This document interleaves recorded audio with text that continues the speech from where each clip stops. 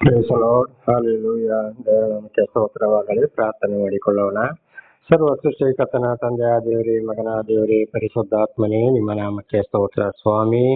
ಈ ದಿವಸವು ಈ ಸಮಯವೂ ಕೂಡ ನಿಮ್ಮಿಂದ ನೇಮಕವಾದಂತಹ ದಿವಸ ಸಮಯವಾಗಿ ಅದಕ್ಕಾಗಿ ಸ್ತೋತ್ರ. ಈ ದಿವಸದ ಸಂದೇಶದ ಭಾಗವನ್ನು ಕೂಡ ಹೇರಳವಾಗಿ ಆಶೀರ್ವದಿಸಿರಿ. ಯಾರ್ಯಾರು ಕೇಳಿ ವಿಧೇಯರಾಗಿ ಜೀವಿಸಿ ನಿಮ್ಮಿಂದ ಆಶೀರ್ವಾದ ಹೊಂದಿಕೊಳ್ಳಬೇಕು ಅವರ ಮಕ್ಕಳನ್ನು ಕೂಡ ಹೇರಳವಾಗಿ ಆಶೀರ್ವದಿಸಿರಿ. ನಿಮ್ಮ ಚಿತ್ತಾನುಸಾರ ಇತರರಿಗೆ ಸಾಕ್ಷಿಗಳಾಗುವಂತೆ ಮಾರ್ಪಡಿಸಿರಿ. ನಿಮ್ಮ ಪ್ರೀತಿ ಸಹಾಯದ ಯಾರು ಏನು ಮಾಡಲು ಸಾಧ್ಯವಿಲ್ಲ, ಯಾರು ಪರಿಶುದ್ಧರಾಗಲು ಸಾಧ್ಯವಿಲ್ಲ, ಯಾರು ಸತ್ಯ ಸುವಾರ್ತೆಯನ್ನು ಕೇಳಲು ಕೂಡ ಸಾಧ್ಯವಿಲ್ಲ. ನಿಮ್ಮೆಲ್ಲ ಉಪಕಾರಗಳಿಗಾಗಿ ಕೃತಜ್ಞತಾ ವಂದನೆಗಳು. ಯೇಸುವಿನ ನಾಮದಲ್ಲಿ ಪ್ರಾರ್ಥಿಸಿದ್ದೇನೆ ನಮ್ಮ ತಂದೆ, ಆಮೇನ್. ಇದನ್ನು ಕೇಳುತ್ತಿರುವ ನನ್ನ ಸಹೋದರ ಸಹೋದರಿಯರೇ, ನಿಮಗೂ ಕೂಡ ನನ್ನ ಹೃದಯಪೂರ್ವಕವಾದಂಥ ನಮಸ್ಕಾರಗಳು. ದೇವರು ನಿಮ್ಮನ್ನು ನಿಮ್ಮ ಮಕ್ಕಳನ್ನು ಹೇರಳವಾಗಿ ಆಶೀರ್ವದಿಸಲಿ. ಈ ದಿವಸದ ಸಂದೇಶದ ಭಾಗವು ಆದಿಕಾಂಡ 20ನೇ ಅಧ್ಯಾಯ 17ರಿಂದ ಆದಿಕಾಂಡ 20ನೇ ಅಧ್ಯಾಯ 17ರಿಂದ ಅಲ್ಲಿಯವರೆಗೆ ನಿನ್ನೆ ನಾವು ನೋಡಿಕೊಂಡಿದ್ದೇವೆ. ದೇವರ ನಾಮಕ್ಕೆ ಸ್ತೋತ್ರವಾಗಲಿ. ಈಗ ವಚನದ ಕಡೆಗೆ ಹೋಗೋಣ. ಆದಿಕಾಂಡ 27 ಆದಿಕಾಂಡ 20 17-18. ತರುವಾಯ ಅಬ್ರಹಾಮನು ದೇವರನ್ನು ಬೇಡಿಕೊಳ್ಳಲು ದೇವರ ಅಬೀಮೆಲೆಕನನ್ನು ಅವನ ಪತ್ನಿಯನ್ನು ದಾಸಿಯನ್ನು ವಾಸಿ ಮಾಡಿದ್ದರಿಂದ ಅವರಿಗೆ ಮಕ್ಕಳಾದರು. ನೋಡಿ, ಅಬ್ರಹಾಮ ಹೆಂಡತಿಯನ್ನು ಹಿಂದೆ ಐಗುಪ್ತ ದೇಶದ ಅರಸನು ಆ ರೀತಿ ಮಾಡ್ದ. ಇಲ್ಲಿ ಬಂದಾಗ ಗೆರಾರಿಯಲ್ಲಿ ಬೇರೆ ಕಡೆಗೆ ಬಂದಾಗ ಸಾರಲ್ಲಾಗಿ ಆ ಅರಸನು ಕೂಡ ಪೀಡಿಸಿದ. ಕಡೆಗೆ ದೇವರವರನ್ನ ಗದರಿಸಿದರು ಎಂಬುದಾಗಿ ನಾವು ನಿನ್ನೆ ಕೂಡ ಇದನ್ನು ಓದಿಕೊಂಡಿದ್ದೇವೆ. ಆದರೆ ಇಲ್ಲಿ ಏನಾಯಿತು, ಮತ್ತೆ ಅಬ್ರಹಾಮನು ಅವರಿಗೆ ಬೇಕಾದ ಆಸ್ತಿ ಪಾಸ್ತಿ ಕೊಟ್ಟು ಸಾರಳನ್ನು ಬಿಡುಗಡೆ ಮಾಡಿದ್ದರಿಂದ ಅಬ್ರಹಾಮನು ದೇವರಲ್ಲಿ ಅವರಿಗಾಗಿ, ಪೀಡಿಸಿದವರಿಗಾಗಿ, ಅರಸನಿಗಾಗಿ ಪ್ರಾರ್ಥಿಸಿದ ಅಂತೇಳಿ ದೇವರ ನಮಗೆ ಸ್ತೋತ್ರವಾಗಲಿ. ಹಾಗೆ ಇವತ್ತು ನಮಗೆ ತಪ್ಪು ಮಾಡಿದವರಿಗೋಸ್ಕರ ನಾವು ಕೂಡ ಏನ್ ಮಾಡಬೇಕು, ತಪ್ಪು ಮಾಡಿದವರಿಗೋಸ್ಕರ ನಾವು ಪ್ರಾರ್ಥಿಸಬೇಕು. ಅದೇ ಸಿಟ್ಟಿಟ್ಟುಕೊಳ್ಳೋದು, ಹಾಕೋದು, ಬೈಯೋದು, ಜಗಳ ಮಾಡೋದು ಮಾಡಬಾರದು. ಎಲ್ಲವೂ ಪ್ರತಿಯೊಂದು ನಮಗೆ ಕಷ್ಟ, ಸಂಕಟ, ದುಃಖಗಳು ಬಂದಾಗ ಒಳ್ಳೆ ರೀತಿಯಲ್ಲಿ ನಮಗೆ ತಪ್ಪು ಮಾಡಿ ನಾವು ಕಷ್ಟ ಸಂಕಟ ಅನುಭವಿಸಿದ್ರೆ ಅದು ನಮ್ಮ ತಪ್ಪಾಗ್ತದೆ. ದೇವರ ಪ್ರೀತಿಯಲ್ಲೇ ನಡೀತಿರುವಾಗ ಬರುವಂತ ಈ ತರ ಕೇಳು ಕೆಟ್ಟ ಜನಗಳಿಂದ ಬರುವಂತದ್ದು ಅದು ಗೊತ್ತಾಗ್ತದೆ. ದೇವರ ಆತ್ಮ ನಮ್ಮಲ್ಲಿ ಇರುವುದಾದರೆ, ಅಂಥದಕ್ಕೋಸ್ಕರ ನಾವು ಮೌನವಾಗಿದ್ದು ಪ್ರಾರ್ಥಿಸುವುದಾದರೆ ಅಂಥವರಿಗೆ ದೇವರೇ ಶಿಕ್ಷೆಯನ್ನ, ಸಾರಳನ್ನು ಅಬೀಮೆಲೆಕ ಅರಸನನ್ನು ಗದರಿಸಿದಾಗೆ ಗದರಿಸುತ್ತಾರೆ. ಆಗ ಅಂಥವರಿಗೋಸ್ಕರ ನಾವು ಏನ್ ಮಾಡ್ಬೇಕಲ್ಲಿ ಪ್ರಾರ್ಥಿಸಬೇಕು ಅಂತ ಇದರ ಅರ್ಥ. ಅದಕ್ಕೆ ಯೇಸುಸ್ವಾಮಿ ಕೂಡ ಮತ್ತೆ 6ನೇ ಅಧ್ಯಾಯ ಪರಲೋಕದ ಒಂದು ವಾಕ್ಯದಲ್ಲಿ ಒಂದು ಮಾತು ಹೇಳಿದರೆ, ನಮಗೆ ತಪ್ಪು ಮಾಡಿದವರನ್ನು ನಾವು ಕ್ಷಮಿಸುವ ಪ್ರಕಾರ ನಮ್ಮ ತಪ್ಪುಗಳನ್ನ ಕ್ಷಮಿಸು ಅಂತ. ನೋಡಿ, ಆ ರೀತಿ ನಾವು ಪ್ರಾರ್ಥಿಸಲೇಬೇಕು. ಹಾಗೆ ಕೆಳಗೆ ವಚನದಲ್ಲಿ ಹೇಳಿದ್ದಾರೆ ಮತ್ತಾಯನ ಮೂಲಕ, ನಮಗೆ ತಪ್ಪು ಮಾಡಿದವರನ್ನು ನಾವು ಕ್ಷಮಿಸಿದರೆ ಮಾತ್ರ ಪರಲೋಕದ ತಂದೆ ನಮ್ಮನ್ನು ಕ್ಷಮಿಸುವರು ಅಂತ. ದೇವರ ನಮಗೆ ಸ್ತೋತ್ರವಾಗಲಿ. ಇದು ನನ್ನ ಜೀವಿತದಲ್ಲಿ ಕೂಡ ನಾನು ದೇವರನ್ನ ಅರಿಯೋದಕ್ಕಿಂತ ಮೊದಲು ಹೊಡೆದಿದ್ದು, ಬಡ್ದಿದ್ದು, ರಕ್ತ ಸುರಿಸಿದ್ದು, ಕಣ್ಣೀರಾಕ್ಸಿದ್ದು, ನಾನಾ ರೀತಿಯಲ್ಲಿ ಇನ್ನೊಬ್ಬರ ಮನಸ್ಸನ್ನು ನೋಯಿಸಿದ್ದೇನೆ. ಆದ್ರೆ ಏನಾಯ್ತು, ಆಮೇಲೆ ದೇವರು ದರ್ಶನ ಕೊಟ್ಟರು, ಮಾತನಾಡಿದ್ರು, ತಪ್ಪು ಅರಿವಾಯಿತು.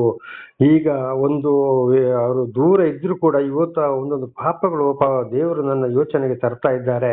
ನಾನು ಇವತ್ತು ಕೂಡ ಅಂಥವರಿಗಾಗಿ ಪ್ರಾರ್ಥಿಸುವವನಾಗಿದ್ದೇನೆ. ದೇವರ ನಾಮಕ್ಕೆ ಸ್ತೋತ್ರವಾಗಲಿ. ಇದು ನಮ್ಮ ಜೀವಿತ ಇರಬೇಕು.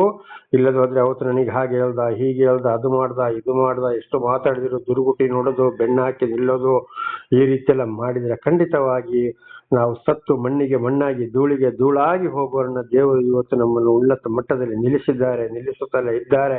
ಎಲ್ಲಾ ಪಾಪ, ಕೇಡು, ಗಂಡಾಂತರಗಳಿಂದ ನಮ್ಮನ್ನು ಬಿಡುಗಡೆ ಮಾಡ್ತಲೇ ಇದ್ದಾರೆ. ಆಗ ನಾವು ಕ್ಷಮಿಸದ ಹೋದರೆ ಖಂಡಿತವಾಗಿಯೂ ದೇವರು ನಮ್ಮ ಪಾಪಗಳನ್ನು ಕೂಡ ಕ್ಷಮಿಸುವುದಿಲ್ಲ. ಇದು 100% ಸತ್ಯವಾಗಿ. ಇದಕ್ಕೆ ಒಂದು ಉದಾಹರಣೆ ಲೂಕನ ಸುವಾರ್ತೆಯಲ್ಲಿ ಕೂಡ ಇದೆ. ಒಬ್ಬ ಏನ್ ಮಾಡ್ದ, ಸಾಲ ಮಾಡ್ದ. ಒಬ್ಬ ಏನ್ ಮಾಡ್ಬೇಕಾಗಿತ್ತು, 10 ರೂಪಾಯಿ ಒಬ್ಬ ಸಾಹುಕಾರನಿಗೆ ಸಾಲ ಕೊಡ್ಬೇಕಾಗಿತ್ತು. ಅವನ ಮಾಡ್ದ, ವಂಚಿಸಿದ, ಏನೆಲ್ಲೋ ಮಾಡ್ದ ಅವನು. ಆಗ ಅವನ ಹಿಡಿದು ಸೆರೆಯಲ್ಲಿ ಕೂಡ ಹಾಕ್ಸಿದ.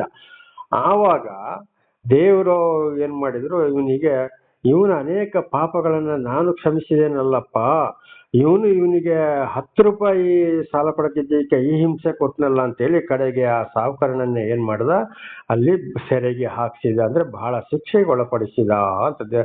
ನಾನು ನಿನ್ನ ಎಷ್ಟೋ ಪಾಪಗಳನ್ನ ಕ್ಷಮಿಸಿದ್ದೇನೆ.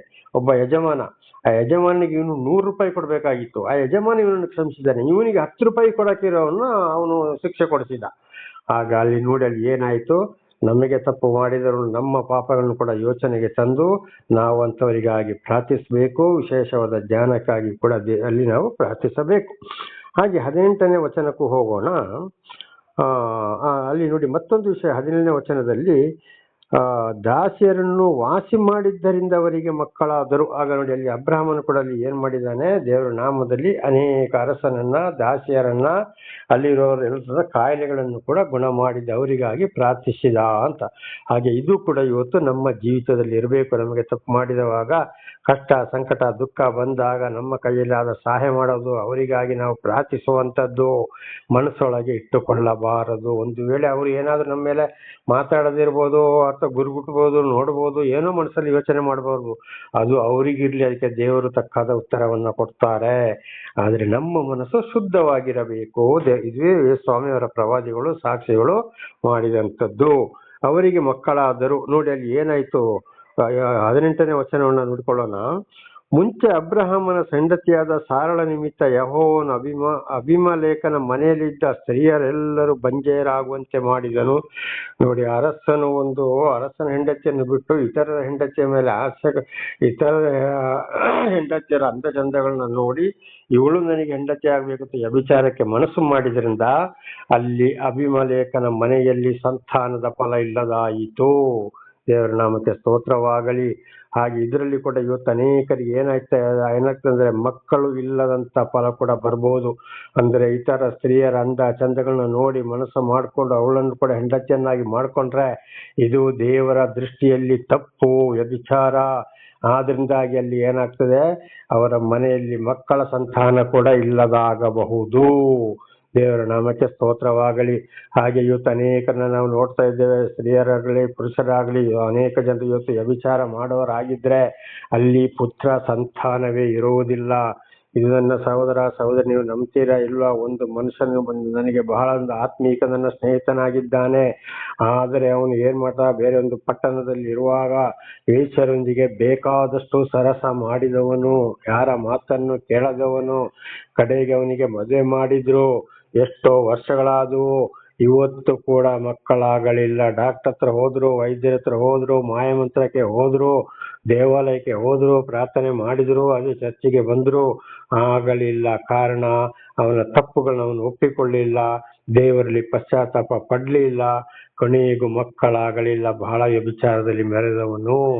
ಅವನ ಹೆಂಡತಿಯ ಬಹಳ ಒಂದು ಒಳ್ಳೆ ಹುಡುಗಿಯಾಗಿದ್ದಾಳೆ, ಗುಣವಂತೆ ಹುಡುಗಿಯಾಗಿದ್ದಾಳೆ. ದೇವರು ನಮಗೆ ಸ್ತೋತ್ರವಾಗಲಿ.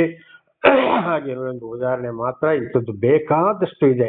ಯಾವಾಗ ದೇವರು ಆರಿಸಿಕೊಂಡವರಿಗೆ ಶಿಕ್ಷೆ ಕೊಡುವುದು, ಅವರ ಹೆಂಡತಿಯರಿಗೆ ಶಿಕ್ಷೆ ಕೊಡುವುದು, ಅವರನ್ನು ಹೀನಮಾನಾಗಿ ಹೀಯಾಳಿಸುವುದರಿಂದ ಅಂಥವರಿಗೂ ಕೂಡ ಮಕ್ಕಳ ಒಂದು ಫಲ ಇಲ್ಲದಾಗಬಹುದು. ನನ್ನ ಜೀವಿತದಲ್ಲಿ ಕೂಡ ಒಬ್ಬರು ನನಗೂ ಬಹಳ ಹಿಂಸೆ ಕೊಟ್ಟರು, ಆದ್ರೂ ಅಲ್ಲಿ ಹೆಣ್ಣು ಮಕ್ಕಳಿದ್ದಾರೆ ಹೊರತು ಗಂಡು ಮಕ್ಕಳು ಒಂದು ಕೂಡ ಇಲ್ಲ. ದೇವರು ನಮಗೆ ಸ್ತೋತ್ರವಾಗಲಿ. ಹಾಗೆ ಇಂಥ ಒಂದು ಉದಾಹರಣೆಗಳು ಕೂಡ ಬರ್ತವೆ. ಅದಕ್ಕೆ ಯೆರೆಮೀಯನ ಗ್ರಂಥದಲ್ಲಿ ಕೂಡ ನಾವು ಬೇರೆ ಹಳೆ ಒಡಂಬಡಿಕೆಯಲ್ಲಿ ಕೂಡ ಬೇರೆ ಕಡೆ ಓದ್ತೇವೆ, ನಿನ್ನ ಸಂತಾನವನ್ನೇ ನಾನು ಭೂಮಿಯಿಂದ ಅಳಿಸಿ ಹಾಕ್ತೇನೆ, ಇನ್ನೊಂದು ಕಡೆಗೆ ನಿನ್ನ ಹೆಸರನ್ನು ಧೂಳಿನಲ್ಲಿ ಬರೆಸಿ ಬಿಡುತ್ತೇನೆ ಅಂತೇಳಿ ಕೂಡ ಬರೆಯಲ್ಪಟ್ಟಿದೆ. ಒಬ್ಬೊಬ್ಬರಿಗೆ ಆಸ್ತಿ ಪಾಸ್ತಿ ಏನಿದ್ರು, ಉದಾಹರಣೆಗೆ ಹಿಂದೆ ನನ್ನ ಜೀವಿತದಲ್ಲಿ ಕೂಡ ನಾನು ಇದನ್ನು ಸಾಕ್ಷಿ ಹೇಳಿದ್ದೇನೆ. ಆ ಕಾಲದಲ್ಲಿ ಒಬ್ಬ ಬಹಳ ದೊಡ್ಡ ಒಂದು ಊರಿನ ಪಟೇಲನ ಮಗ ಆಗಿದ್ದಾನೆ. ಆದ್ರೆ ನನ್ನನ್ನ ಕೊಲೆ ಮಾಡ್ಲಿಕ್ಕೆ ಬೇರೆ ಒಂದು ಹುಡುಗನ ಕೈಯಲ್ಲಿ ಗಣ್ಣು ಕೊಟ್ಟು ಕಳಿಸಿದ. ದೇವರು ತಪ್ಪಿಸಿ ನನ್ನ ಕಾಪಾಡಿದರು. ಕಡೆಗೆ ಮದುವೆ ಆಯ್ತು, ಲಕ್ಷಾಧೀಶ್ವರನಾದರೂ ಒಂದೇ ಒಂದು ಸಂತಾನ ಅವನಿಗೆ ಹುಟ್ಟಲಿಲ್ಲ. ದೇವರ ನಾಮಕ್ಕೆ ಸ್ತೋತ್ರವಾಗಲಿ. ಇದು ಈಗ 30 ವರ್ಷದ ಹಿಂದಿನ ಕಥೆಗಳೆಲ್ಲ ನಡೆದಂತ ವಿಷಯಗಳು, ಕಣ್ಣಾರೆ ಕಂಡಿದ್ದು, ಕಿವಿಯಾರೆ ಕೇಳಿದಂಥದ್ದು. ಅದ್ರ ಮೇಲೆ ಏನಾಗಿದೆ ಅಂತ ಗೊತ್ತಿಲ್ಲ, ಆದ್ರೂ ಮಕ್ಕಳಾಗಲಿಲ್ಲ. ಹಾಗೆ ದೇವರಿಂದ ಆಯ್ಕೆಗೊಂಡವರಾದ್ರೆ ಗೊಂಡವರಿಗೆ ಅರ್ಥ ಮಾಡಿಕೊಂಡು ಅವ್ರಿಗೆ ಹಿಂಸೆ ಮಾಡೋದು, ಅವರಿಗೆ ನಾನಾ ತರದ ಬೈಯುವಂಥದ್ದು, ಏನೇ ಮಾಡಿದ್ರು ಕೂಡ ಅದು ದೇವರ ಕಣ್ಣುಗುಡ್ಡೆಗೆ ಚುಚ್ಚಿದ ಹಾಗೆ. ನಾನು ಅಭಿಷೇಕಿಸಿದವರನ್ನು ಮುಟ್ಟಬೇಡಿ, ಅಂಥವರು ಬೀಸುವ ಕಳ್ಳನ್ನ ಕುತ್ತಿಗೆ ಕಟ್ಟಿಕೊಂಡು ಸಮುದ್ರಕ್ಕೆ ಬೀಳುವುದೇ ಲೇಸು ಎಂಬುದಾಗಿ ಮತ್ತಾಯ, ಮಾರ್ಕ, ಲೂಕ ಇಷ್ಟು ವಚನಗಳಲ್ಲಿ ಕೂಡ ಇದು ಬರೆಯಲ್ಪಟ್ಟಿದೆ. ಇದನ್ನೇ ಕೂಡ ಮಹಾಭಾರತದಲ್ಲಿ ಶ್ರೀಕೃಷ್ಣ ಪರಮಾತ್ಮನು ಕೂಡ ಶ್ರೀಕೃಷ್ಣನ ಸಂದೇಶದಲ್ಲಿ ಕೂಡ ಇದನ್ನೇ ನಾವು ಕೇಳಬಹುದು. ದೇವರ ನಾಮಕ್ಕೆ ಸ್ತೋತ್ರವಾಗಲಿ. ಹಲ್ಲೆಲೂಯಾ. ಹಾಗೆ ಮುಂದೆ ಈಗ 20ನೇ ಆದಿಕಾಂಡ 20ನೇ ಅಧ್ಯಾಯ ಮುಕ್ತಾಯವಾಯಿತು. 21ನೇ ಅಧ್ಯಾಯಕ್ಕೆ ಹೋಗೋಣ. ಇಲ್ಲಿ 1ರಿಂದ 8ರವರೆಗೆ ನೋಡುವಾಗ ಅಬ್ರಹಾಮನಿಗೆ ದೇವರು ಏನ್ ಮಾಡಿದ್ರು, ಒಂದು ಪುತ್ರ ಸಂತಾನವನ್ನ ವಾಗ್ದಾನ ಮಾಡಿದ್ರು. ಇದು ಅಲ್ಲಿ ಮಗ ಹುಡ್ತಾನೆ ಇಸಾಕ ಅಂತೇಳಿ ಹೆಸರಿಡು ಅಂತೇಳಿ ದೇವರು ಮೊದಲೇ ವಾಗ್ದಾನವನ್ನ ಮಾಡಿದ್ರು.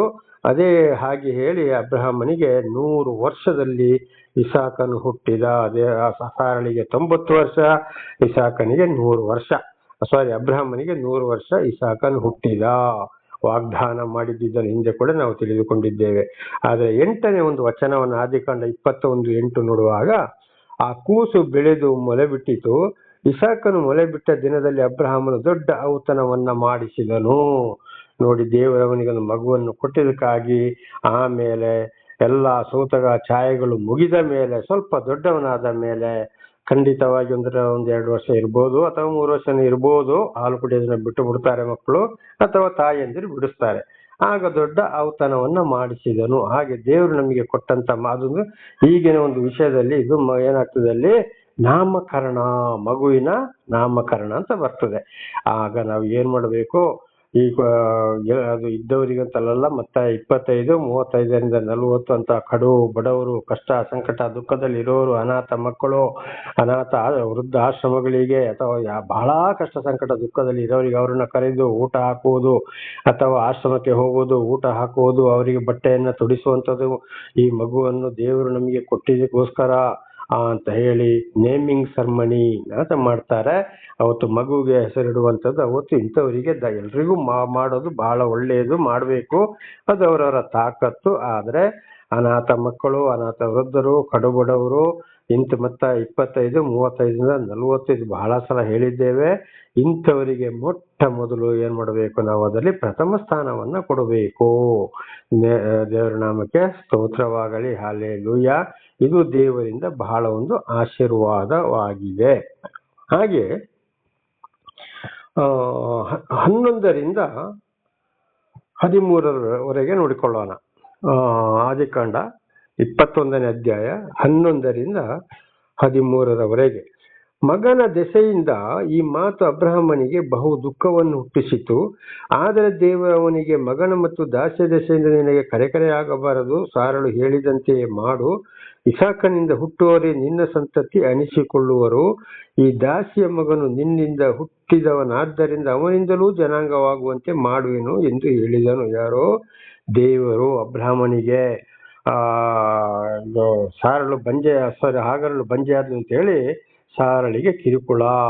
ಆಗ ಸಾರಳು ಕೂಡ ಅಬ್ರಹಾಮನಿಗೆ ಏನ್ ಮಾಡಿದ್ಲು, ಅಲ್ಲಿ ಕಂಪ್ಲೇಂಟ್ ಅನ್ನು ದೂರ ಹೇಳ್ತಾ ಇದ್ದಾಳೆ. ಆಗ ದೇವರಿಗೆ ಇದು ಗೊತ್ತಾಯ್ತು. ದೇವರು ಹೇಳ್ತಾರೆ, ನಿನಗೆ ಕೂಡ ಇಸ್ಮಾಯೇಲನ ಸಾಲ ಹಾಗರಳಲ್ಲಿ ಒಂದು ಮಗನು ನಿನಗಾಗಿ ಹುಟ್ಟುವೆನು, ಆಗ ನಿನ್ನ ಸಂತತಿಯನ್ನೇ ನಾನು ಆಶೀರ್ವಾದ ಮಾಡ್ತೇನೆ. ಅವನು ವಾಗ್ದಾನದಿಂದ ಹುಟ್ಟಿದವನಾಗಿದ್ದಾನೆ. ಆದ್ರಿಂದ ಹಾಗರಳಲ್ಲಿ ಹುಟ್ಟುವಂತ ಮಗುವನ್ನು ಕೂಡ ದೊಡ್ಡ ಜನಾಂಗವನ್ನಾಗಿ ನಾನು ಮಾಡ್ತೇನೆ ಅಂತೇಳಿ. ಈಗ ಉದಾಹರಣೆಗೆ ಸಾರಳು ಹಾಗರಳನ್ನು ಬಿಟ್ಟು ಕೊಡಲು, ತನ್ನ ಸ್ವಂತ ಹೆಂಡತಿಯ ದಾಸಿಯನ್ನು ಬಿಟ್ಟು ಕೊಡಲು ಅಷ್ಟು ಸುಲಭ ಮನಸ್ಸು ಯಾರಿಗೂ ಒಪ್ಪೋದಿಲ್ಲ. ಆದ್ರೆ ಅದು ಕೂಡ ಒಂದು ದೇವರಿಂದ ಬಂದಂತ ಆಶೀರ್ವಾದ ಯೋಚನೆ ಸಾರಳಿಗೆ. ಯಾಕಂದ್ರೆ ಅವಳಿಂದಲೇ ಒಂದು ಸಂತಾನ ಉಂಟಾಗಬೇಕು. ಅದುವೇ ಇವತ್ತು ಮುಸ್ಲಿಮ್ಸ್ ಸಂತಾನ. ದೇವರ ನಾಮಕ್ಕೆ ಸ್ತೋತ್ರವಾಗಲಿ. ಅದಕ್ಕೆ ನೋಡಿ, ದೇವರು ಹೇಳ್ತಾರೆ ಅಬ್ರಹಾಮನಿಗೆ, ಅವಳಿಂದ ನೀನು ಕರೆ ಆಗಬಾರದು, ಸಾರಳು ಏನ್ ಹೇಳಿದ್ಲು ಅದರಂತೆ ಮಾಡು ಅಂತ. ಹಾಗೆ ಇವತ್ತು ಇದರ ಅರ್ಥ, ಹಿರಿಯ ಹೆಂಡತಿಯರು ಏನ್ ಹೇಳ್ತಾರೋ ಅವರ ಅಪ್ಪನ ಮೇರೆಗೆ ನಾವು ಅವರ ಮಾತಿಗೆ ಕೂಡ ವಿಧೇಯರಾಗಲೇಬೇಕು. ಅಂದ್ರೆ ಪ್ರಾಪಂಚಿಕ ವಿಷಯ ಅಲ್ಲ. ಹೆಂಡತಿಯರು ದೇವರೊಂದಿಗೆ ಜೀವಿಸುವಾಗ ಬರುವಂತಹ ಕಷ್ಟ ಸಂಕಟ ದುಃಖದಲ್ಲಿ ಪಾಲುಗಾರರಾಗುವುದಾದರೆ ಅವರನ್ನು ಅರ್ಥ ಮಾಡಿಕೊಂಡು ಅವರ ಮಾತಿಗೆ ಕೂಡ ವಿಧೇಯರಾಗಲೇ ಬೇಕು. ಯಾಕೆಂದರೆ ದೇವರಿಂದ ಆಯ್ಕೆಯಾದ ಗಂಡಸರಿಗೆ ಬೇಸರವಾಗುವುದು ಹೆಂಡತಿಯರಿಂದಾಗಿ ಅದು ದೇವರಿಗೂ ಕೂಡ ಚಿತ್ತವಲ್ಲ. ಆದ್ರಿಂದ ಅಲ್ಲಿ ಏನಾಗಿದೆ, ಇಲ್ಲಿ ಹಿರಿಯ ಹೆಂಡತಿಗೆ ಆದ್ಯತೆ ಜಾಸ್ತಿ ಆದ ಕಾರಣ ಅಲ್ಲಿ ಸಾರಲು ಹೇಳಿದಂತೆ ಮಾಡು. ಇಲ್ಲಿ ಈ ಸಂತಾನ ಕೂಡ ದೇವರಿಂದಲೇ ಬಂತು, ಅವನಿಂದಲೇ ಒಂದು ಸಂತಾನ ಆಗುವೇನು, ಬಹುಸಂತಾನವುಳ್ಳ ಆಗುವಂತೆ ಮಾಡುವೇನು ಅಂತ ಹೇಳಿದ್ದಾರೆ. ಆದರೆ ಮೊದಲ ಆದ್ಯತೆಯಲ್ಲಿ ಹಿರಿಯ ಹೆಂಡತಿಗೆ ಅಂತ ಹೇಳುವಂಥದ್ದನ್ನ ಇದನ್ನು ನಾವು ಇವತ್ತು ತಿಳಿದುಕೊಳ್ಳಬಹುದು. ಹಾಗೆ ಇದೇ ವಿಷಯವನ್ನು ಇವತ್ತು ನಾವು ನ್ಯಾಯಾಲಯದಲ್ಲಿ ಕೂಡ ಯಾವ್ದಾದ್ರು ಒಂದು ಆಸ್ತಿ ಪಾಸ್ತಿ ಒಬ್ಬರಿಗೆ 2 ಹೆಂಡತಿಯರು 3 ಹೆಂಡತಿಯರು ಹೀಗೆಲ್ಲ ಇದ್ರೆ ಅವ್ರಿಗೆ ಕೇಸ್ ಹಾಕಿದ್ರೆ ಕೂಡ ಅಲ್ಲಿ ಏನಾಗ್ತದೆ ಅಂದ್ರೆ ಮೊದಲ ಹೆಂಡತಿಯ ಮಕ್ಕಳಿಗೆ ಆದ್ಯತೆ ಜಾಸ್ತಿ, ಮೊದಲ ಹೆಂಡತಿಗೂ ಆದ್ಯತೆ ಜಾಸ್ತಿ. ಹಾಗೆ ನಿಜವಾಗಿ ಹಿರಿಯರ ಮುಖಾಂತರ ಮದುವೆ ಆದಂತ ಮೊದಲ ಹೆಂಡತಿಯರ ಮೇಲೆ ಅವರಿಗೆ ಆದ್ಯತೆ ಜಾಸ್ತಿ. ದೇವರ ನಾಮಕ್ಕೆ ಸ್ತೋತ್ರವಾಗಲಿ, ಹಾಲೆಲೂಯ. ಹಾಗೆ 14ರಿಂದ 16 ಆದಿಕಾಂಡ 21 14ರಿಂದ 16ರವರೆಗೆ ನೋಡುವಾಗ, ಮಾರನೇ ದಿನ ಬೆಳಿಗ್ಗೆ ಅಬ್ರಹಾಮನಿದ್ದು ಹಾಗರಳಿಗೆ ಬುತ್ತಿಯನ್ನು ಒಂದು ತಿತ್ತಿ ತಣ್ಣೀರನ್ನು ಕೊಟ್ಟು ಅವಳ ಹೆಗಲಿನ ಮೇಲೆ ಇಟ್ಟು ಮಗುವನ್ನು ಒಪ್ಪಿಸಿ ಕಳುಹಿಸಿಬಿಟ್ಟನು. ಅವಳು ಹೊರಟು ಬೇರ್ಸೆಬ ಕಾಡಿನಲ್ಲಿ ಅಳೆಯುತ್ತಿದ್ದಳು. ನೋಡಿ, ದೇವರು ಹೇಳಿದ್ರು, ಸಾರಳು ಹೇಳಿದಾಗೆ ಮಾಡುವಂತ ಅಬ್ರಹಾಮನ್ ಏನ್ ಮಾಡ್ದ, ಅವಳಿಗೆ ಊಟಕ್ಕೆ ತುಂಬ ನೀರು ಕೊಟ್ಟು ಹೋಗು ನೀನು ಇಲ್ಲಿ ಅಂತೇಳಿ ಹೊರಡಿಸಿ ಬಿಟ್ಟ. ಕಾಡಿನಲ್ಲಿ ಅಳೆಯುತ್ತಾ ಇದ್ದಳು. ಇದು ಇವತ್ತು ನೋಡಿ ಮುಸ್ಲಿಮರಲ್ಲಿ ಎಲ್ಲಾ ಜಾತಿಯಲ್ಲಿ ಆಗ್ತಾರೆ, ಆದ್ರೆ ಜಾಸ್ತಿ ಮುಸ್ಲಿಮ್ಸರಲ್ಲಿ ಬಹಳ ಸುಲಭವಾಗಿ 2, 3, 4 ಇವನಿಗೆ ಯಾರಿಗೆ ಒಸಾಮಾ ಬಿನ್ ಲಾಡೆನ್ಗೆ ಎಷ್ಟೋ ಹೆಂಡತಿಯರಂತೆ. ನೋಡಿದೀರಾ ಯಾವ ರೀತಿ ಇತ್ತು ಅಂತೇಳಿ. ಇದೇ ಅವರಲ್ಲಿ ಕೂಡ ಇವತ್ತು ಏನ್ ಮಾಡ್ತಾರೆ, ಬಹಳ ಸುಲಭದಲ್ಲಿ ಕೊಟ್ಟು ಕಳಿಸಿಬಿಡ್ತಾರೆ, ಹೋಗು ಹೋಗು ಅಂತೇಳಿ. ಆದ್ರೆ ಅವರಲ್ಲಿ ಕಾನೂನಲ್ಲಿ, ಅವರ ಕುರಾನಲ್ಲಿ ಅದಕ್ಕೆ ಅವಕಾಶವಿದೆ. ಬಾಕಿ ಯಾವ ಜನಾಂಗದಲ್ಲಿ ಅದಕ್ಕೆ ಅವಕಾಶವಿಲ್ಲ. ನ್ಯಾಯಾಲಯಕ್ಕೆ ಹೋಗ್ಬೋದು. ಈ ಮುಸ್ಲಿಮ್ಸ್ ಕಾನೂನು ಪ್ರಕಾರ ಅದರಲ್ಲಿ ಅವಕಾಶ ಇಲ್ಲ. ಆದ್ರೆ ಈಗ ಭಾರತ ಸರ್ಕಾರದಲ್ಲಿ ಮೋದಿಜಿ ಅವರು ಬಂದ ಮೇಲೆ ಅವರು ಕಾನೂನು ತಂದು ಅದೇ ರೀತಿ ಅವರಿಗೂ ಕೂಡ ಒಂದೇ ಹೆಂಡತಿ ಎಂಬುದನ್ನ ಕಾನೂನು ತಂದಿದ್ದಾರೆ. ದೇವರ ನಾಮಕ್ಕೆ ಸ್ತೋತ್ರವಾಗಲಿ, ಹಾಲೆಲೂಯ. ಆಗ ಅವಳು ಏನ್ ಮಾಡ್ತಾ ಇದ್ಲು, ಅಲ್ಲಿ ಕಾಡಿನಲ್ಲಿ ಅಳೆಯುತ್ತಾ ಇದ್ದಳು. ಯಾರೋ ಈ ಹಾಗರಳು ಮತ್ತು ಈ ಹಾಗರಳನ ಮಗು. ನೋಡಿ, ಮೊದಲೇ ಅವಳು ಗರ್ಭವತಿ ಆದಾಗ ಹಿಂದೆ ನಾವು ಕೇಳಿದ್ದೇವೆ, ಸಾರಳೊಂದಿಗೆ ಪ್ರೀತಿ ಇರಲಿಲ್ಲ, ಸಾರಳನ್ನ ಪೀಡಿಸ್ತಾ ಇದ್ಲು. ಆಗ ದೇವರ ದೂತ ಒಂದು ಸಂದೇಶವನ್ನ ಕೊಡ್ತಾನೆ, ನೀನು ನಿನ್ನ ಯಜಮಾನಿಗೆ ತಗ್ಗಿ ನಡ್ಕೋ ಅಂತೇಳಿ. ಆಗ ಯಜಮಾನಿ ಮಾಡಿದ ಉಪಕಾರಕ್ಕಾಗಿ ನಾನು ಗರ್ಭಿಣಿಯಾಗಿದ್ದೆ, ನಾನೊಂದು ಕೆಲಸದವಳು ಅಂತ ಯೋಚನೆ ಅವಳಲ್ಲಿ ಇರಲಿಲ್ಲ. ಗರ್ವಹಂಕಾರದಲ್ಲಿ ಮೆರೆದ್ಲು. ಆದ್ರಿಂದ ಅಲ್ಲಿ ಏನಾಯ್ತು, ಸಾರಳು ಪೀಡಿಸುವುದಕ್ಕೆ ಕಾರಣವಾಯಿತು. ಇವಳ ಕಷ್ಟ ಸಂಕಟ ದುಃಖಕ್ಕೆ ಒಂದು ಕಾರಣವಾಯಿತು. ಇದು ಕೂಡ ಅದುವೇ ಕಾರಣವಾಗಿದ್ದು. ಹಾಗೆ ಇದರ ಅರ್ಥ, ಸ್ತ್ರೀಯರೇ, ನನ್ನ ಸಹೋದರಿಯ ಪ್ರತಿಯೊಬ್ಬರ ಜೀವಿತಕ್ಕೂ ಏನಪ್ಪಾ ಅಂದ್ರೆ, ದೇವರು ನಮ್ಮ ಜೀವಿತದಲ್ಲಿ ಒಂದೊಂದು ಕಾರ್ಯಗಳನ್ನ ಮಾಡ್ತಾ ಹೋಗುವಾಗ ಅಲ್ಲಿ ಹಿರಿಯ ಮನುಷ್ಯರು ಯಾರು ಯಜಮಾನರು ಇರ್ತಾರೋ, ಅಥವಾ ಅವರಿಗೆ ನಾವು ಹಿರಿಯ ಮನೆಯಲ್ಲಿ ಹಿರಿಯ ಗಂಡಸರು ಹೆಂಗಸರು ಇರ್ಬೋದು, ವಯಸ್ಸಾದವರು ಇರ್ಬೋದು, ಅವರಿಗೆ ತಗ್ಗಿ ಬಗ್ಗಿ ನಡ್ಕೊಳ್ಬೇಕು. ನೋಡಿ, ದೇವರ ದೂತರು ಕೂಡ ಹಿಂದೆ ಅದನ್ನೇ ಹೇಳಿದ್ದು, ನಿನ್ನ ಯಜಮಾನಿಗೆ ಹೋಗಿ ತಗ್ಗಿ ನಡ್ಕೋ ಅಂತ. ಯಾರಿಗೆ? ಹಾಗರಳಿಗೆ. ಹಾಗೆ ನಮ್ಮ ಗರ್ವ ಅಹಂಕಾರದಲ್ಲಿ ಮತ್ತು ನಾನೆಂಬ ಅಹಂಕಾರದಲ್ಲಿ ನಡೆದ್ರೆ ಈ ಹಾಗರಳ ಪರಿಸ್ಥಿತಿಯೇ ಬರುವುದು. ಇದುವೇ ಕಾರಣ. ಅದಕ್ಕೆ ಹೇಳೋದು, ತಗ್ಗಿ ಬಗ್ಗಿ ನಡ್ಕೊಳ್ಬೇಕು. ತಾಳಿದವನು ಬಾಳಿಯನು, ಶಾಂತಿ ಸಮಾಧಾನದಲ್ಲಿ ಹೋಗಬೇಕು, ಎಲ್ಲವನ್ನ ಅರ್ಥ ಮಾಡಿಕೊಂಡು ಅಂತೇಳಿ. ದೇವರ ನಾಮಕ್ಕೆ ಸ್ತೋತ್ರವಾಗಲಿ, ಹಾಲೆಲೂಯ. ಹಾಗೆ 15ನೇ ವಚನ ನೋಡುವಾಗ, ತಿತ್ತಿಯಲ್ಲಿದ್ದ ನೀರು ಮುಗಿದ ಮೇಲೆ ಅವಳು ಮಗುವನ್ನು ಒಂದು ಗಿಡದ ನೆರಳಿನಲ್ಲಿ ಹಾಕಿ ಮಗು ಸಾಯುವುದನ್ನು ನೋಡಲಾರೆನು ಅಂದುಕೊಂಡು ಬಿಲ್ಲೆಸೆಯುವಷ್ಟು ದೂರ ಹೋಗಿ ಅವನಿಗೆ ಎದುರಾಗಿ ಕೂತುಕೊಂಡು ಗಟ್ಟಿಯಾಗಿ ಅತ್ತಳು. ನೋಡಿ, ತಿತ್ತಿಯಲ್ಲಿದ್ದ ನೀರು ಬಹುಶಃ ಅವಳು ಕುಡಿದಿರ್ಬೋದು, ಮಗುವಿಗೂ ಕುಡಿಸಿರ್ಬೋದು.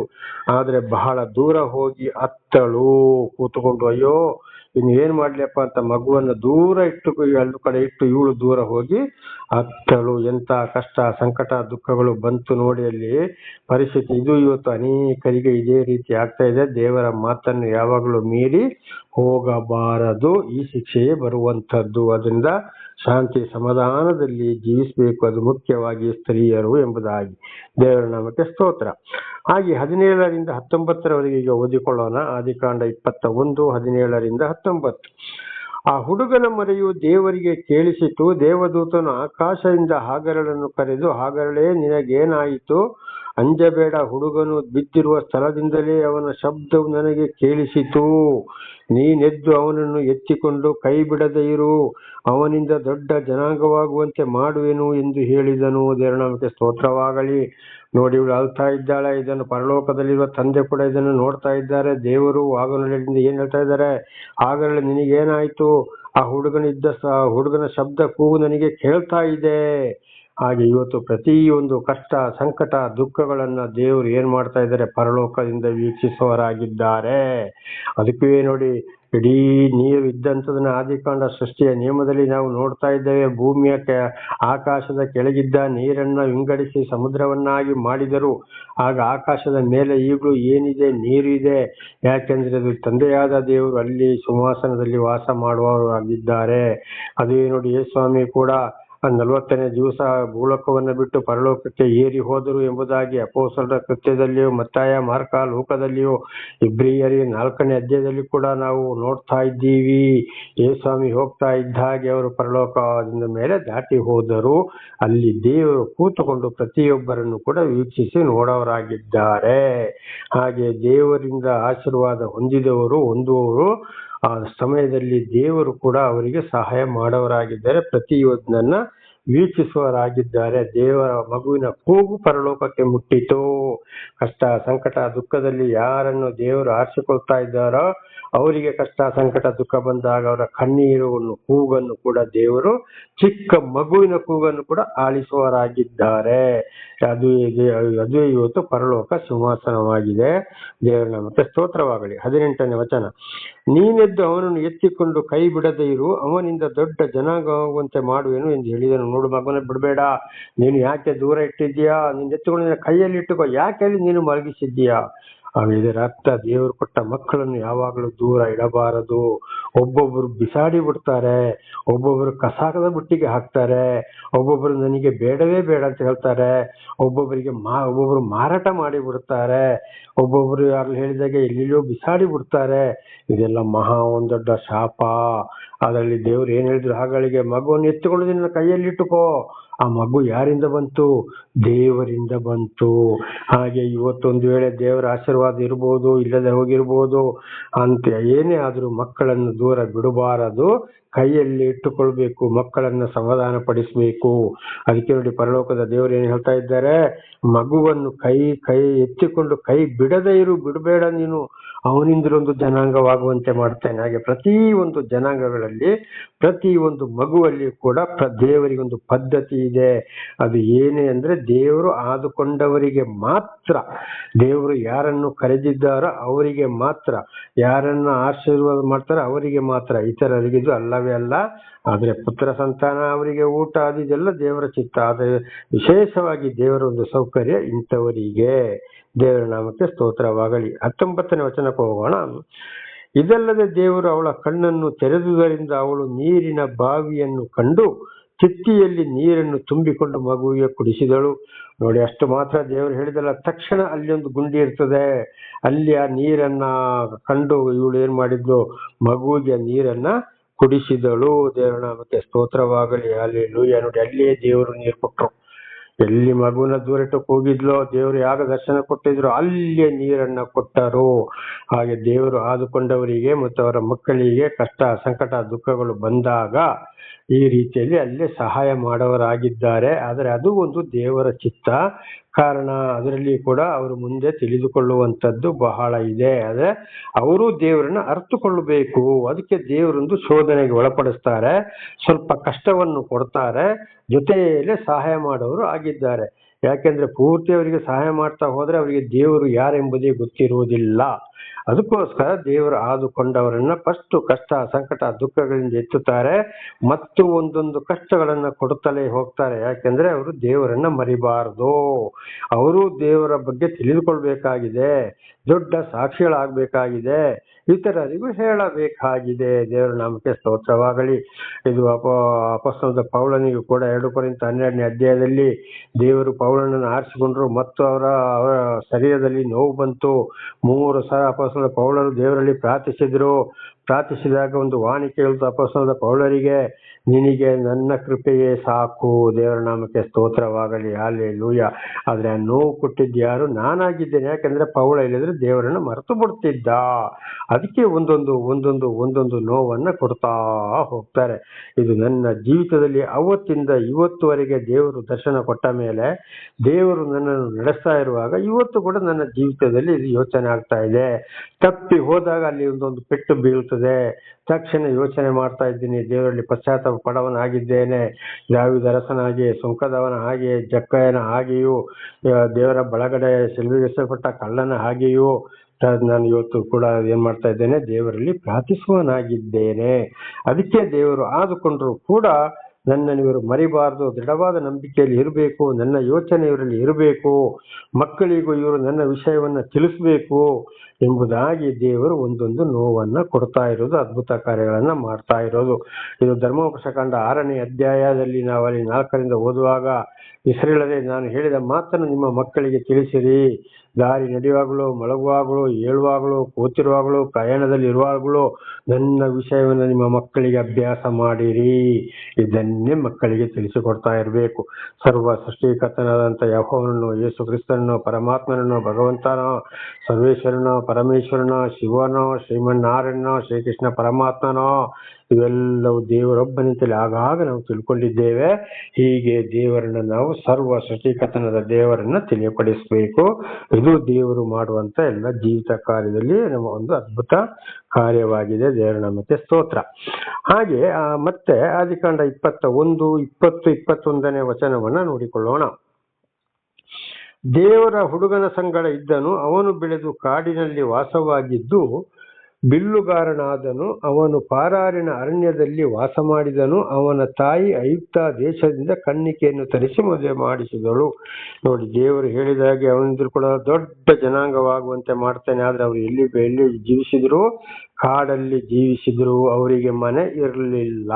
ಯಾರಿಗೆ? ಹಾಗರಳಿಗೂ ಮಗುವಿಗೂ ಅಲ್ಲಿ ಮನೆ ಇರಲಿಲ್ಲ. ಕಾಡಿನಲ್ಲಿ ಬಿಲ್ಲುಗಾರನಾದನು.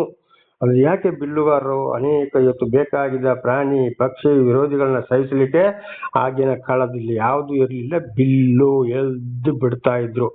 ಗೋಲಿಯಾತನನ್ನು ದಾವೀದ ಅರಸರು ಕೂಡ ಏನ್ ಮಾಡಿದ್ರು? ಬಿಲ್ಲಿನಿಂದಲೇ ಒಂದು ಹಣೆಗೆ ಕಲ್ಲನ್ನು ಎತ್ತಿ ಬಿಟ್ರು. ಅಂತ ರೌಡಿಯನ್ನೇ ಇವತ್ತು ಸಣ್ಣ ಒಂದು ಹುಡುಗ, ಕುರಿ ಕಾಯುವ ಹುಡುಗ ದಾವೀದ, ಅವನ ಕೈಯಲ್ಲಿ ಉರುಳಿಸಿದರು ಅನೇಕ ಪ್ರಾಣಿ ಪಕ್ಷಿಗಳನ್ನ. ಇದನ್ನು ಕೂಡ ನಾವು ಚಿಕ್ಕದಾಗಿರುವ ಕಾಲದಲ್ಲಿ ಕುರುಬರು ಅಂತ ಹೇಳುವಂತ ಒಂದು ಜನಾಂಗ, ಅವರು ಬಿಲ್ಲಿನಲ್ಲಿ ಬಹಳ ಬೇಟೆಯಾಡ್ತಾ ಇದ್ರು. ದೇವರ ನಾಮಕ್ಕೆ ಸ್ತೋತ್ರವಾಗಲಿ. ಅದು ಅವರಿಗೆ ಆಯುಧ ಕೊಟ್ಟಂಥದ್ದು. ಹಾಗೆ ಈ ಹಾಗರಳ ಮಗ ಇಸ್ಮಾಯೇಲನಿಗೆ ಕೂಡ ಏನಾಯ್ತು? ಅಲ್ಲಿ ದೇವರು ರಕ್ಷಣೆಗಾಗಿ ಈಗ ಗಣ್ಣು, ಆ ಗಣ್ಣು, ಈ ಗಣ್ಣು, ಅದು ಇದು ಅಂತ ಈ ಜ್ಞಾನ ಯುಗದಲ್ಲಿ ಬೇಕಾದಷ್ಟಿದೆ. ಆಗ ದೇವರಿಂದ ಬಂದಂತ ಆಯುಧ ಬಿಲ್ಲು, ಅದನ್ನು ಅವರ ರಕ್ಷಣೆಗೆ ಕೊಟ್ಟರು. ಆಗ ಅಲ್ಲಿ ಮತ್ತೆ ಅವನು ಮುಂದೆ ಬೆಳೀತಾ ಬಂದ. 21ನೇ ವಚನದಲ್ಲಿ ನೋಡುವಾಗ, ಕಾಡಿನಲ್ಲೇ ವಾಸವಾಗಿದ್ರು. ಅವನ ತಾಯಿ ಏನ್ ಮಾಡಿದ್ಲು? ಅವರ ಜಾತಿಯಿಂದ ಐಗುಪ್ತ ದೇಶ, ಅಂದ್ರೆ ಈಗಿನ ಈಜಿಪ್ಟ್ ದೇಶ, ಆಗ ಐಗುಪ್ತ ದೇಶ ಅಂತ ಹೆಸರು. ಅಲ್ಲಿಂದ ಒಂದು ಹುಡುಗಿಯನ್ನ ತಂದು ಮದುವೆ ಮಾಡಿಸಿದಳು. ದೇವರ ನಾಮಕ್ಕೆ ಸ್ತೋತ್ರವಾಗಲಿ. ಇದೆಲ್ಲವೂ ದೇವರ ಆಶೀರ್ವಾದ. ಹಾಗೆ ಅಬ್ರಹಾಮನ ವಿಚಾರದಲ್ಲಿ ಕೂಡ ಸಾರಳು ಬಂಜೆಯಾಗಿದ್ದಾಗ ಇದು ನಡೀಲೇಬೇಕಾಗಿತ್ತು. ಎಲ್ಲವೂ ಪ್ರತಿಯೊಂದು ನಡೆಯುವಂಥದ್ದು ದೇವರಿಂದಲೇ. ಆಗ ನಾವು ಶಾಂತಿ ಸಮಾಧಾನದಿಂದಲೇ ಹೋಗ್ತಲೇ ಇರಬೇಕು, ವಿರುದ್ಧವಾಗಿ ನಡೆಯಬಾರದು. ಬರುವಂಥದ್ದನ್ನೆಲ್ಲವನ್ನ ದೇವರು ನೋಡವನಾಗಿದ್ದಾನೆ. ದೇವರು ಯಾರಿಗೆ ರಕ್ಷಣೆ ಕೊಡಬೇಕೋ, ಯಾರನ್ನು ಹೇಗೆ ನಡೆಸಬೇಕೋ ಹಾಗೆಯೇ ನಡೆಸುವವನಾಗಿದ್ದಾನೆ. ಅದು ಯಾಕಂದ್ರೆ ನಾವು ದೇವರಿಗೆ ಸಾಕ್ಷಿಯಾಗಿ ಜೀವಿಸಲು ದೇವರ ನಾಮಕ್ಕೆ ಸ್ತೋತ್ರವಾಗಲಿ. ಪ್ರಾರ್ಥನೆ ಮಾಡಿಕೊಳ್ಳೋಣ. ಸರ್ವ ಸೃಷ್ಟಿಕರ್ತನಾದ ತಂದೆಯ ದೇವರೇ, ಮಗನಾದ ದೇವರೇ, ಪರಿಶುದ್ಧಾತ್ಮನೇ, ನಿಮ್ಮ ನಾಮಕ್ಕೆ ಸ್ತೋತ್ರ. ಸ್ವಾಮಿ, ಇವತ್ತಿನ ಈ ಒಂದು ಸಂದೇಶವನ್ನು ನನ್ನ ಸಹೋದರ ಸಹೋದರಿಗೆ ನೀವು ತಿಳಿಯಪಡಿಸಲು ಆಶೀರ್ವಾದ ಮಾಡಿದಕ್ಕಾಗಿ ಸ್ತೋತ್ರ. ಅವರು ಚೆನ್ನಾಗಿ ಇದನ್ನು ಅರ್ಥ ಮಾಡಿಕೊಂಡು ಜೀವಿಸಲು ಅವರಿಗೆ ಬೇಕಾದ ಶಾಂತಿ ಸಮಾಧಾನ ವಿಶೇಷವಾದ ಜ್ಞಾನವನ್ನು ಅನುಗ್ರಹಿಸಿರಿ. ಅವರ ಮಕ್ಕಳಿಗೂ ಇತರರಿಗೂ ಅವರು ಇದನ್ನು ಚೆನ್ನಾಗಿ ತಿಳಿಸಿ ನಿಮ್ಮ ಪ್ರೀತಿ ನಿಮ್ಮ ಚಿತ್ತದಂತೆ ಬಾಳಿ ಇತರರಿಗೆ ಸಾಕ್ಷಿಗಳಾಗುವಂತೆಯೂ ಮಾರ್ಪಡಿಸಿರಿ ಸ್ವಾಮಿ.